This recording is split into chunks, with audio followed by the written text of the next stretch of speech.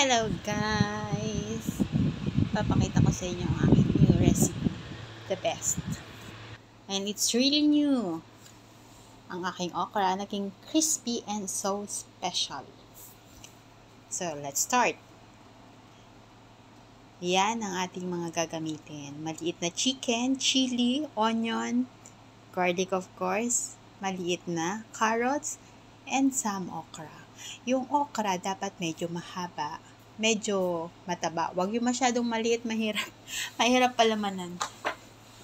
Totoo, makinig ka sa akin. Mahirap palamanan, mahirap puksan, mahirap alisin yung buto kasi malutong siya, mababali. So, ayan na. Maghiwa-hiwa na tayo. Dapat di ko napakita pero wala lang. Pakita na rin natin kung paano ko maghiwa. Hindi marunong eh. Diba? Ang lalaki lagi. Promise, hindi ko siya mahiwa ng maliit. Pag hiniwa ko siya ng maliit, asahan mo may maiiwan ng hiwa sa kamay ko. So, ayan na. 2 chili nilagay ko pero hindi pa rin siya maanghang. So, kuha ko sa'yo guys. Dagdagan mo pa. Mga 4. Ayan. Yan ang sinasabi ko. Pag maliit, mahirap siyang gawin. So, dapat medyo malaki. Pero, make sure na hindi siya magulang. Kasi pag magulang, makunat siya pag kinain mo na. So, ang ginawa ko dyan, kitang-kita yung mga paso sa kamay ko pag nagluluto no? Ginawa ko dun sa okra, nung namimili ako sa supermarket, pinuputol ko yung dulo. Yun naturo ng lola ko.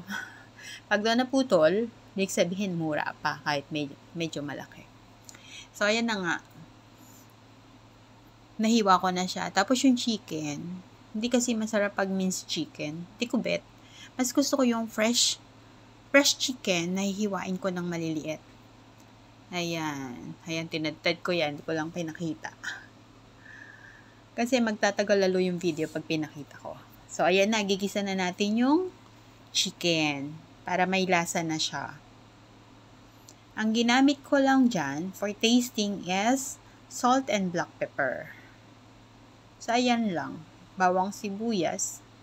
Ganun lang kasimple, pero wag ka. Ang sarap niya. Next time, try ko yung cheesy okra. Cheesy, crispy okra. Mukhang mas masarap yun. So, ayan na. Gisa-gisa na.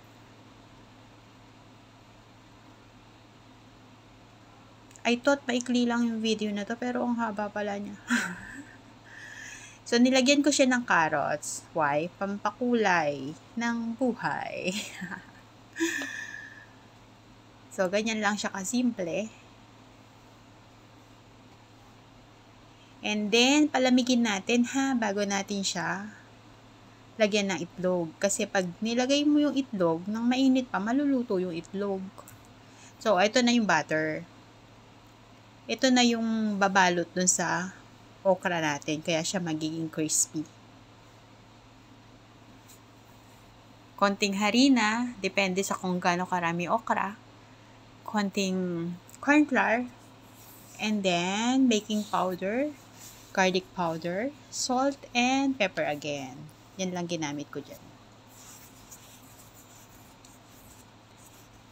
Ayun, yun sinasabi ko. Malamig na siya na nilagyan ko ng itlog.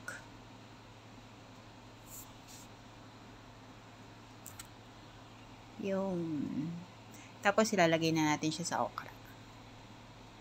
So, pag pinakita ko yung whole process, paulit-ulit, masyadong mahaba yung video. So, shortcut na. Ganyan na itsura niya.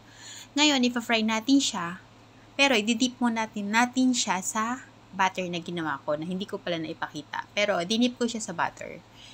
Talagang full dip. Really. So crunchy. Ang sarap niya sa suka. Hindi ko lang napakita sa video kasi naging busy na ako. So, ang ginamit kong sausawan dyan is suka. Ganyan siya. Yummy. The best, really. Para din siyang dynamite, no? Mukha siyang dynamite. Ayan na, tikiman time na. Hindi na hintay matapos. Yun, sarap. Thank you.